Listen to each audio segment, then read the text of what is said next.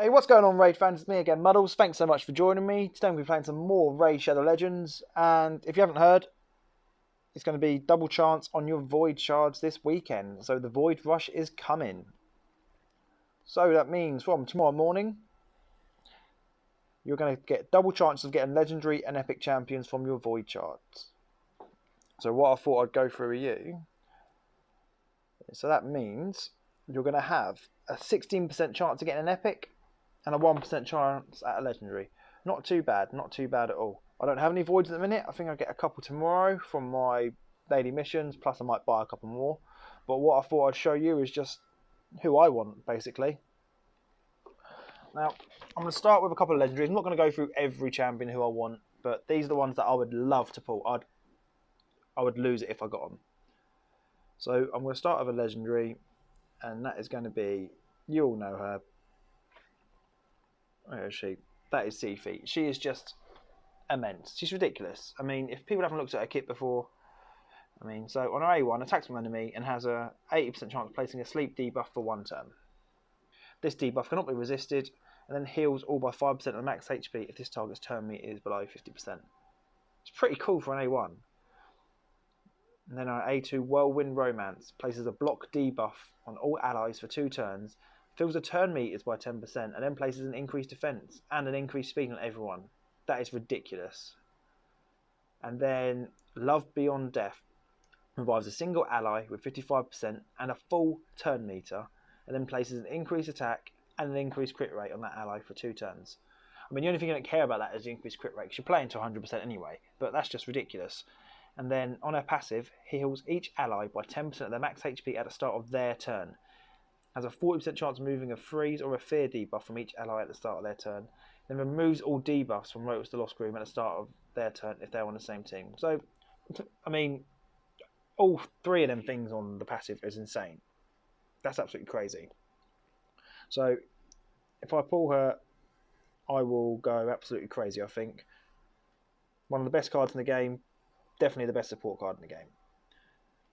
Next is another Legendary. Like I said, I'm going to try a couple from each category. I don't want to go OTT, but once again, I'm not even saying these are the best in the game. I'm just saying these are what I want.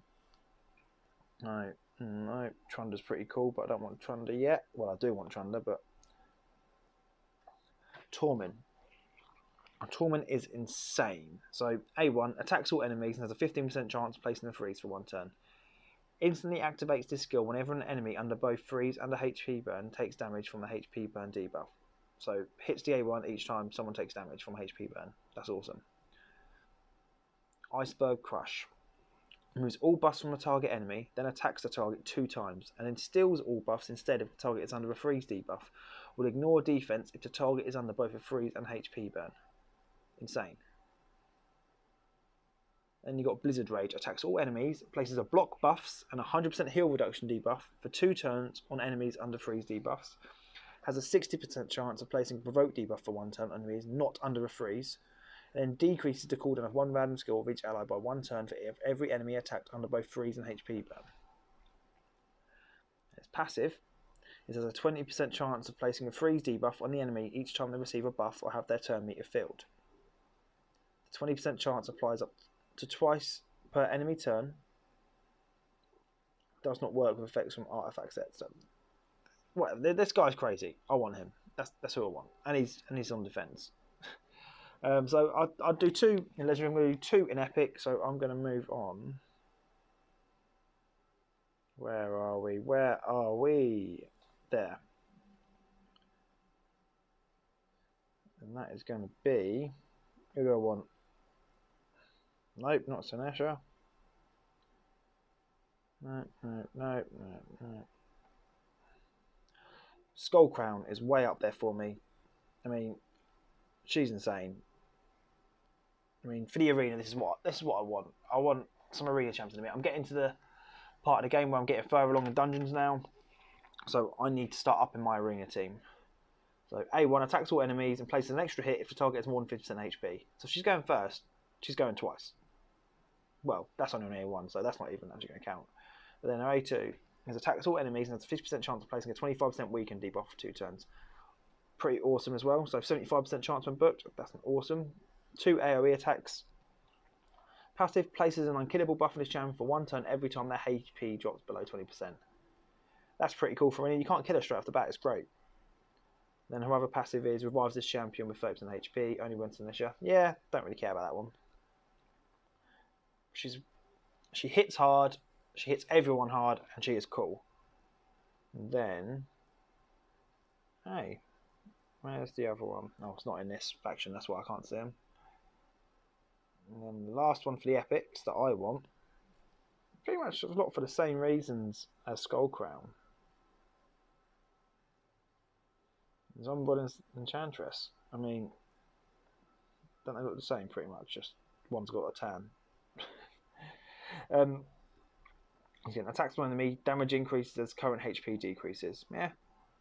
Attacks all enemies and has an 80% chance of placing a block buffs debuff for 3 turns. So if you get this off in the arena, no one's placing any buffs on themselves. You can just keep hitting them hard. They can't put up increased defense. They can't do revive on death. They can't do unkillable. They can't do counter attack. And then also who has an attack all enemies and has an 80% chance of placing a provoke debuff for 2 turns. Places an unkillable buff on this champion for 2 turns.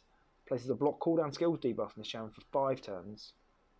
The block cooldown skills debuff cannot be resisted or blocked and cannot be removed. Okay, that's a bit sucky, but still, she's pretty insane as well. I quite like her. And then finally, who I really want, I think this would just let me get level 20 everywhere. It's going to be in the rare category, and if you haven't got her, it sucks. That is Cold Heart. You all know about Cold Heart, I'm not going into detail. It's all about her Heart Seeker. Max enemy HP, depletes the turn meter. That's what I want. I need her for Spider, I need her for my Fire Knight team. I mean, at the minute I'm doing Ice God and Dragons level 20. I'm not super fast, but I'm doing him 4 or 5 minute runs. That's great. Spiders and Fire Knight, I'm sort of capping at level 15, 16 at the minute. I think she can be the difference for me. But that's who I'm going to be trying to pull. Them 5 champions, that's who I want this weekend. Hopefully I get one of them. I'm hoping I'll just get a Cold Heart, really. I mean, everyone else is sort of being greedy, I think. And hopefully that's what I can do.